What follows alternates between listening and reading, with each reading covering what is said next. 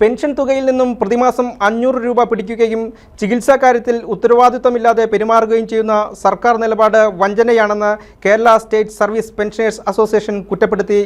കോതമംഗലം നിയോജക മണ്ഡലം യോഗം സംസ്ഥാന കമ്മിറ്റി അംഗം കെ.സി. ജോസ് ഉദ്ഘാടനം ചെയ്തു. പെൻഷൻ തുകയിൽ നിന്നും പ്രതിമാസം 500 രൂപ പിടിച്ചെടുക്കുകയും ചികിത്സാ കാര്യത്തിൽ ഉത്തരവാദിത്വമില്ലാതെ പെരുമാറുകയും ചെയ്യുന്ന സർക്കാർ നിലപാട് വഞ്ചനയാണെന്ന് Kerala state service pensioners association Kothamangalam നിയോജക മണ്ഡലം കമ്മിറ്റി യോഗം കുറ്റപ്പെടുത്തി. നിയോജക മണ്ഡലം പ്രസിഡന്റ് സിബി ജെ അടപ്പൂർ അധ്യക്ഷത വഹിച്ച യോഗം സംസ്ഥാന കമ്മിറ്റി അംഗം കെ.സി. ജോസ് ഉദ്ഘാടനം ചെയ്തു.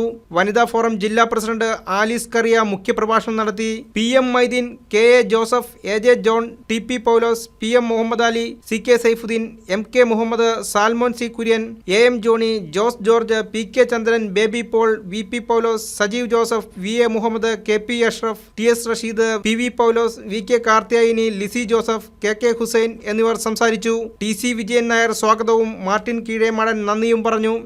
News desk, K C V. ന്യൂസ്.